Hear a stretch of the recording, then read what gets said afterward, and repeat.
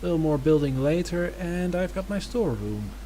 I'm not quite happy with it, with how it turned out, but meh. It's just a storeroom. Doesn't really have to look pretty, I guess.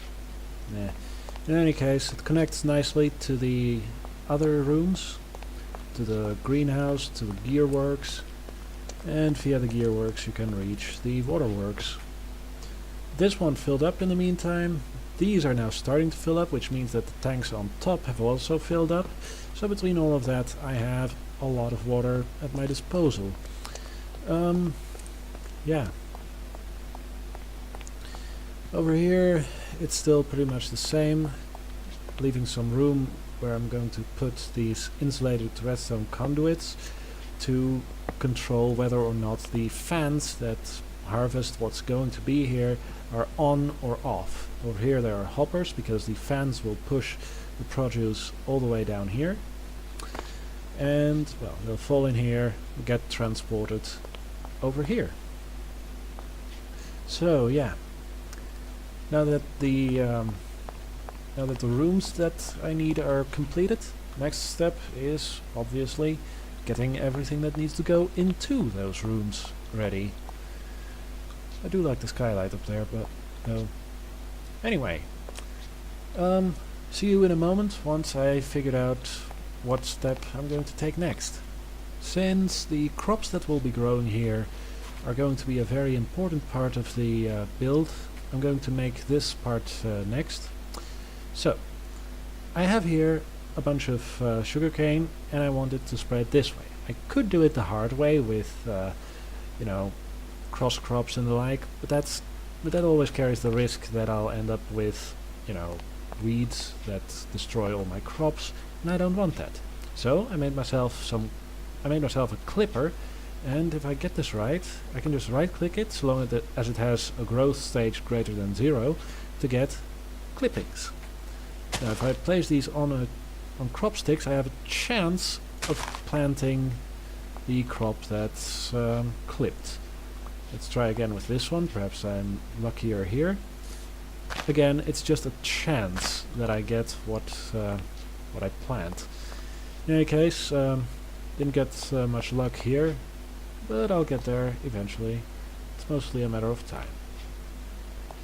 Over here with the canola, well, you find canola by the bucket load when you're just building stuff, cutting grass to make room for other things and such. So yeah, no real reason not to keep a few stacks handy, or a stack, so you can plant it down when you need it, right? Anyway, I'll be waiting here to get more clippings and hopefully get all the stuff that we need. And we're back. Winter is starting. It's the middle of the night. But hey, I don't care. I'm going to keep going, especially now that I have all the stuff that I wanted to plant planted. So, next step, getting the mechanics in here. Well, the mechanical stuff anyway. Whatever it's called nowadays. Anyway, step 1. I'm gonna need a pair of fans like so for each crop, like here and here. Okay, the white box indicates the area in which items are pushed forwards, whereas the smaller blue box in the center indicates the area in which plants are harvested, which is going to be the areas we need, in theory. That's facing the wrong way, but we'll fix that real quick. Like so. The green area, like before, is the area power goes into the device. Next up, we'll need the shaft junctions and the bevel gears, because we're going to split the power that's going to come from here. Okay. Bevel gear goes here, goes from, let's say, yellow to purple. From yellow to purple, like so. Shaft junction which has to be toggled to splitting power. 1-1 even is okay. And yeah, entrance on this side, outputs there and there, so it powers both fans equally. Yeah, then repeat that here. Alright, now next up I'm going to add a clutch. A clutch is a device that can take a redstone signal. I think it's backwards. Okay, can take a redstone signal from below, I think, and, well, engage or disengage the connection it's on.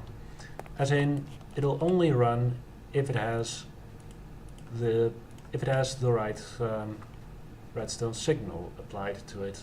From the looks of it, shift right clicking toggles it between active while signal is high or active while signal is low. We'll have to experiment a bit with that, but yeah. Alright, that's the last of the clutches.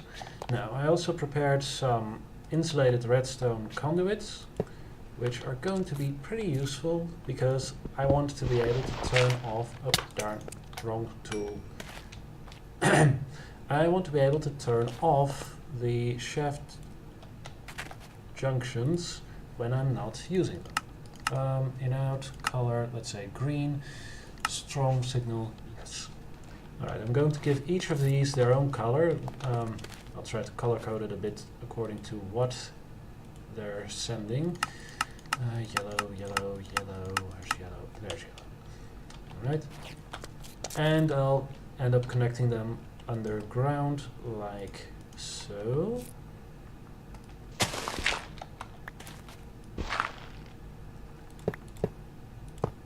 Like so. Yeah. Moving on. Okay.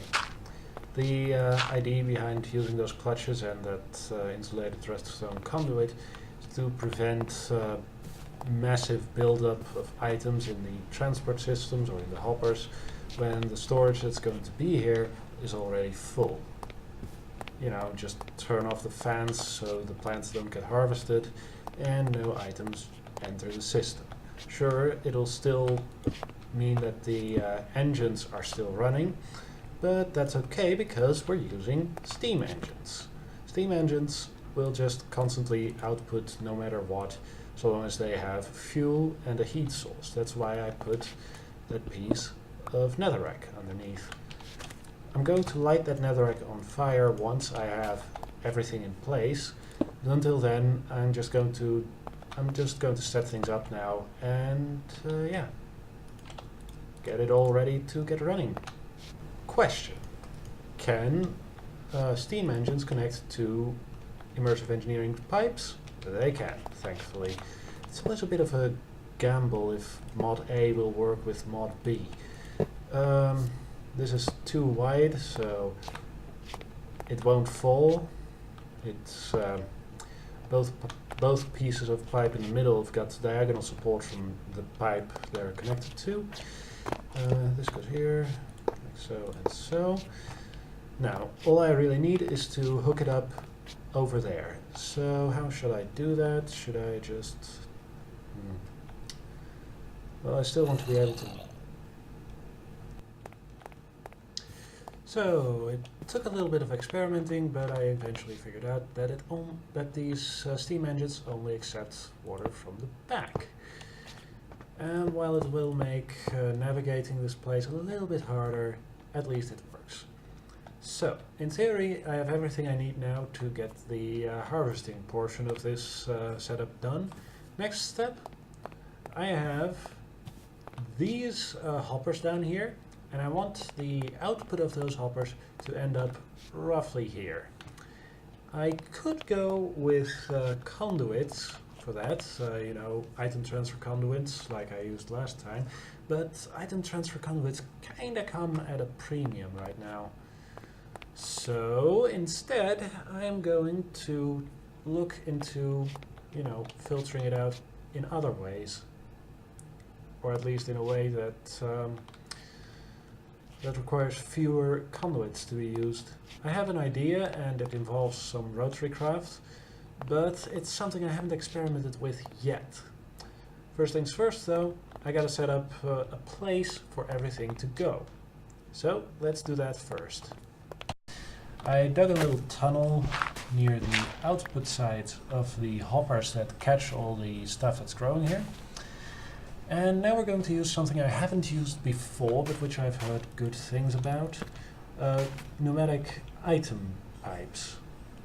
Item pumps, my mistake. From what I understand, you can use these to make, you know, systems. Oh darn, I think I misconnected this one. I hate sand. In any case, from what I understand, they're directional, so you gotta make sure that they're pointing the right way. I think this one's now pointing the right way. Yeah, building them is a bit of a hassle from the looks of it. But from what I understand, they fairly cheaply ferry items around, which should at least let us cover the major distances between where I'm producing items and where I actually sort them out. Because up here, I've already prepared a chest, which is going to receive all the items that are harvested, and then it's going to put those into this drawer controller here. A drawer controller controls a bank of drawers, obviously. It's in the name. This fluid tank is going away. It's just a remainder of an experiment that didn't quite pan out as expected.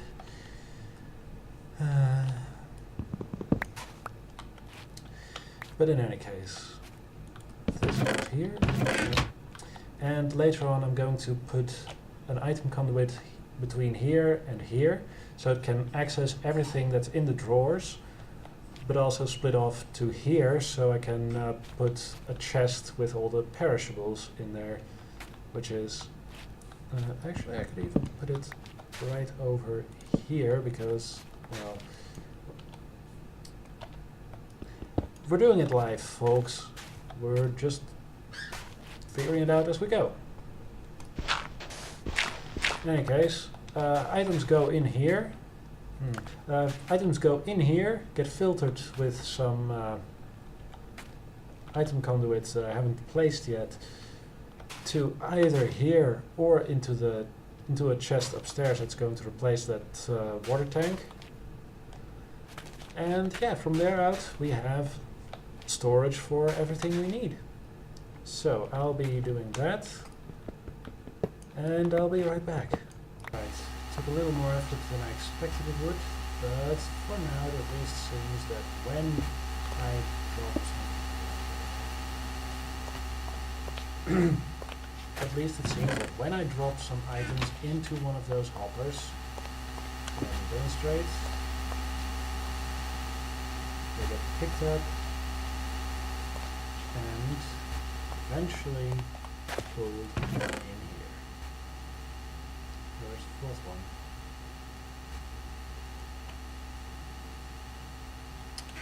There's both. It's on the edge. Yeah. I guess that was always an option. Anyway, the transport system for medium-long distances is now ready. This is also going to be the receiver for everything that's made in here. So it'll just sort into these two with minimal use of item conduits. And yeah, next step, get the things going, like get the steam engines running. Like I said, I would make them anyway. So yeah, let's get on with it. Jump cut here.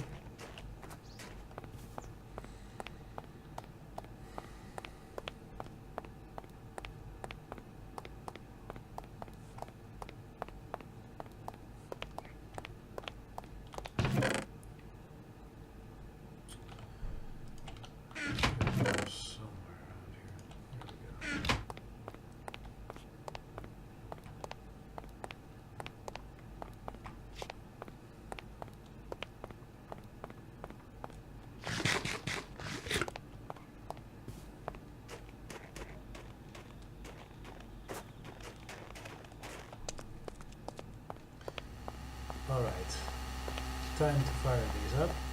They won't immediately start running because, well, they rely on boiling water, so at first they need to reach 100 degrees centigrade before they start running.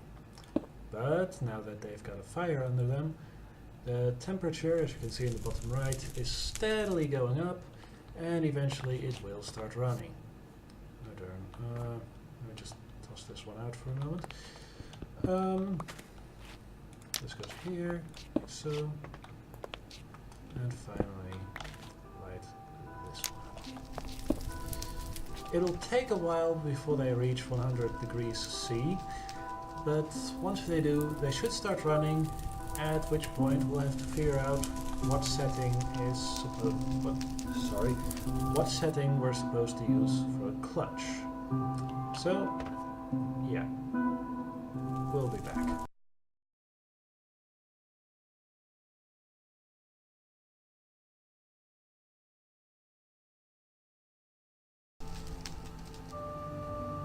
Oh, come on. Really now? Looks like we hit a slight hitch here. The temperature is stuck at 85 degrees centigrade, presumably because it was at minus 30 something before. Yeah. At this rate, I don't think it's going to run.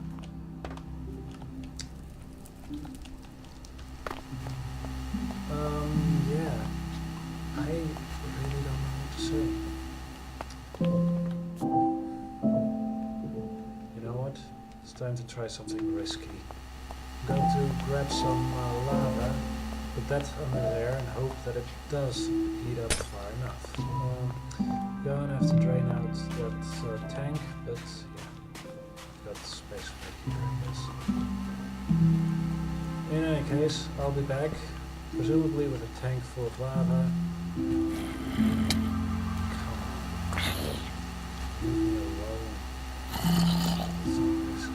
Anyway, I'll be back with a tank of lava to try and heat up the thing much faster. Help me hope that this doesn't result in the bloody things melting.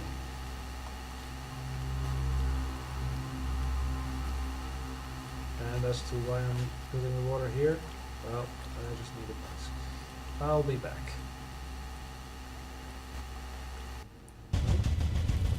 Oh, well, I just came back with a tank of lava, but apparently the steam engines just decided to start working.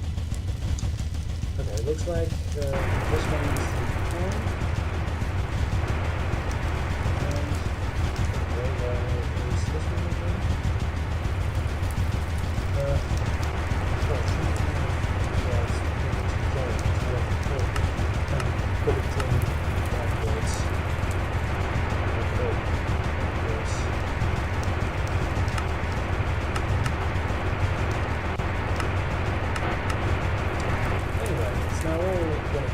And overshoot the target's brightness. Okay, easy enough to fix. One moment. Okay, I guess I should have done this from the get-go, but, well, hindsight is 20/20. So, just put this here. Sure, it will look a little bit ugly, but did it just seriously launch an item through the wall? That one's stuck there. Anyway, I'm just going to put barriers on the sides of these blades here, so that everything has to stay in its running and eventually end up in the catchers. So, yes, there will be some that get stuck for a while, but most of them should just go in there and get sent into the pneumatic system. Yes, it's a little bit ugly, I guess, but hey, at least it works. And that's already a major achievement as far as I'm concerned. Anyway, now that that's running, I think this episode is starting to run a bit long. Well, before we stop, let's just do a quick check to see if we're not overburdening the system in terms of water production. I mean, we've got 3 steam engines running non-stop. This one's still going up steadily.